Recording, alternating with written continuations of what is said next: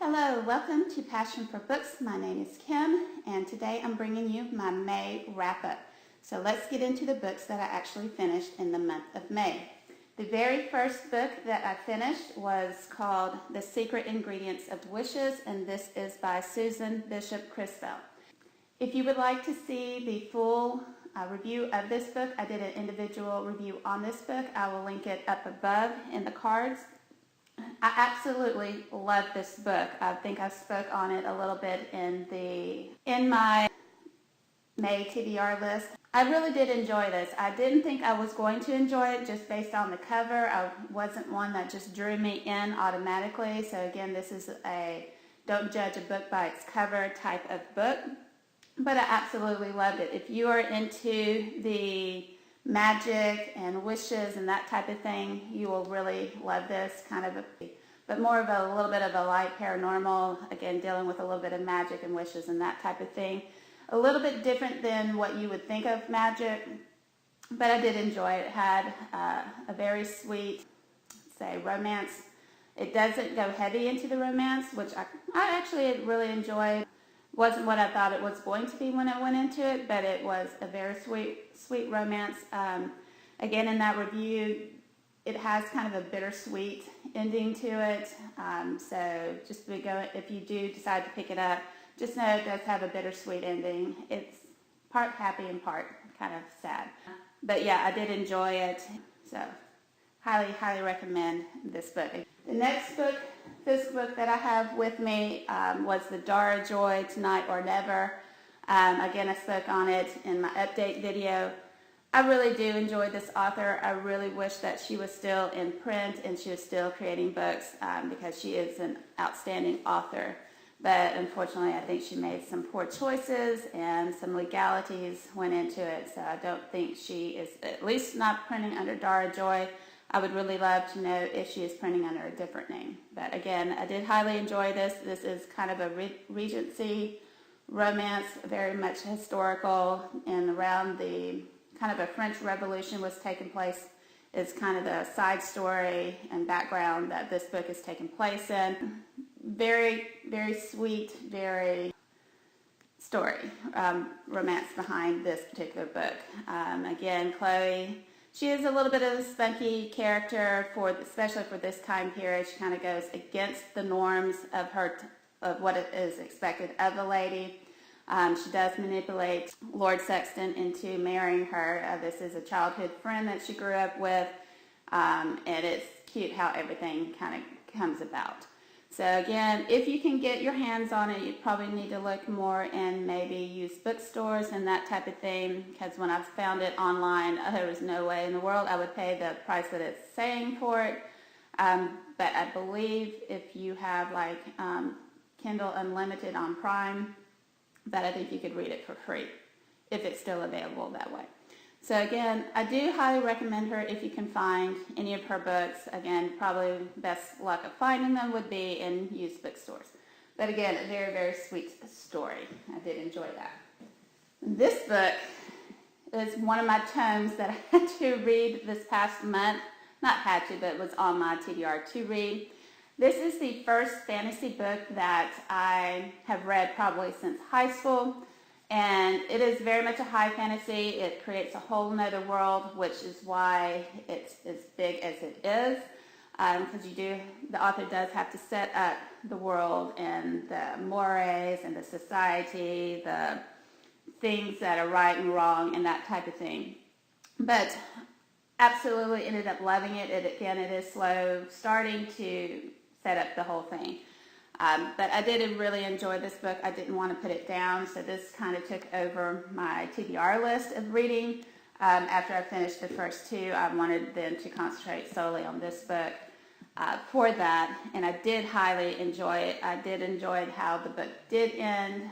She ended up with the right person, and she got her best friend back. So that was awesome, finding out all of that. So very much a high fantasy. She is definitely of the magic.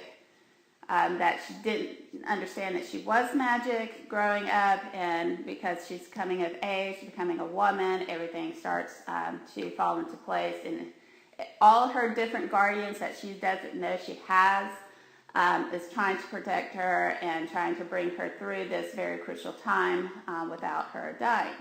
So again, it does have a happy ending. I will spoil that for you, but I won't tell you how it ends. But it is a very, very good read. I do want to get the second book out of this series. I just don't know when I'm going to have time to read it, but I do want to look for that. So this author is Julie E. I can never say her name. On camera. I do it better off camera for some reason. Zerneda, I think might be how you say her last name. Highly would recommend this book if you're into high fantasy. This isn't an adult book. There was some confusion about this one. I wasn't sure if it was considered adult or if it was YA, but I do believe it's an adult book. This is one of the books from my bookcase club, and I thought I had switched it over to YA when this came in, so that's why that video never went up, because I butchered the heck out of that particular video. But I will have another unboxing of the bookcase club for June, once that box comes in. But anyways, highly, highly, highly, highly recommend it. Again, I have not read fantasy in well over 20 plus years, probably since more like my junior year of high school. That's how long ago that was. But definitely a great way to get back into fantasy. Again, cannot speak highly enough of this book. So, very much enjoyed that book. The rest of the books that I have, I'll have to link up or show on the screen because I no longer have them, or they are ebook versions. So the next book that I did finish, it is from my actual personal Kindle library. It was called Alpha. So Alpha follows Kinsey, and some background information is she grew up in the human world, not knowing that she was actually a werewolf or a shifter. So again, coming of age and becoming a woman, and all the things that go into all of that in some of the back books, previous books, because Alpha was actually the last book of the series. So a lot of things happened in the previous books that were very important to the last one. It is not a standalone book. I would not recommend just starting with Alpha, but I would recommend the series overall. So it does follow Kinsey. She is a revolutionary for the Lunas, which are the female shifters, because they are, in their society, in the shifter society, they are considered basically servants or second-class citizens with not the same rights as the male counterparts. So because she grew up in the human world, she fights against that because she is used to being equality and fighting for what she believes in. And that gets her into a lot of trouble. So again, I do highly recommend the book, but I would definitely highly suggest reading it from the first book through, and I think there are 4 books in that series. So definitely check that book out if you like the paranormal shifter type romance books. It is worth the read, definitely. All right, the next book that I read for the month of May, this is a YA book. It was from my local library. It's called Deep, Dark, and Dangerous. This follows a teen and her aunt and little cousin. Her mom did not want her to go with her aunt to their lake property. A lot of things went on when they were younger that you find out about. So her mom is basically paranoid and very easily upset, has migraines, those types of things, a lot of heavy anxiety, those types of things. She kind of makes her daughter feel bad that she wants to go and spend the summer with her aunt. While they're at the lake property, a lot of strange things happen and go on. So while they are at the lake property, a lot of, again, strange things are happening. They meet this girl, and she's very mean, very conniving, and talks the younger cousin, I think who's around 4 or 5 years old, into doing a lot of things, and changes her temperament from a very loving child to one who's very spiteful, throwing temper tantrums and things like that. Come out to, again, this is a spoiler. Try not to do too bad of a spoilers. So eventually they solve the mystery of what is involved with this other girl, and tries to send her into a more peaceful rest because she is a ghost. But you really don't find that out until towards the end, because as they're interacting, it's very much like she's a real human being. She can actually touch and move things and all of that. So it is a very, very good book. I think Downing was Mary Hahn Downing, I believe, might have been the author's name. Again, I'll have the picture up above. But if you are into kind of a mystery thriller genre, I think you would enjoy Deep, Dark, and Dangerous. The last 3 books, these are my kind of bonus books that I have. I read them, or I should say, strike that, I listened to them in the audio format while going to and from my work. So these are 3 books that added in to the total books that I've read. The first one is Archangel's Viper. This is by Nalini Singh. I absolutely love the Archangel series. It is a very unique take on how vampires come to be and who is kind of the top dog in the hierarchy. So it goes archangels, then there are regular angels, vampires, then of course humans. So it is a great, great series. This follows the Archangel's, one of his 7, and it's called Viper. He was made by a different Archangel who is kind of the Queen of Serpents, and when he was created, she threw a lot of serpents on him. So he has very snake eyes. He is kind of poisonous due to his creation. So it does follow him and another character, the main love interest and the kind of main heroine of this particular story. Her name is Holly. She was almost converted, but not completely converted, over to being a vampire by a very crazy, blood-born archangel, and she's going through a lot of things, a lot of changes. It's very hard for her to accept these changes because she did not do this willingly. She was forcefully changed, but was not fully changed. So she's kind of in this tween place, and so it follows her story and her trials that she's having to overcome, and how these two actually end up together. So another great story. If you have not read any of Nalini Singh's books, she is a dynamite author. But I love following Archangel series, Raphael and Elena. I actually finally got the names to jog out of my memory. Yay! So definitely highly recommend. I don't think I've gotten any of her books I would not say would be under 5 stars. I mean, she is a phenomenal writer. The next book that I did finish on audio it's from Christine Thean, and it is The Dark Sentinel. Actually, I finished 4 books. I didn't realize that until I looked down at my notes. Yes. So The Dark Sentinel, these last 2 books, so The Dark Sentinel and Dark Ghost, I enjoyed them, but not as much as the first books from our series. I even liked the Dark Lichens series. That was kind of a spin-off within the same Carpathian genre and series. But these last 2, I enjoyed the start of the book and enjoyed the middle, but I think it was Dark Sentinel, I believe, it just sort of ended. And I remember just as it ended, I was like, did I miss something? So I rewound it a little bit and played it, and it's like, no, it literally just sort of ended. Because it was leading up to, you thought this, big battle was going to take place, which normally happens in her books with the main villain. But it was just one of the creatures that he created, and then it was sort of done. So the main villain really didn't make an appearance in the book, so I'm pretty sure it's going to come up in later books. But I was a little bit disappointed in that, and I don't ever recall really being disappointed in any of the previous Carpathian novels.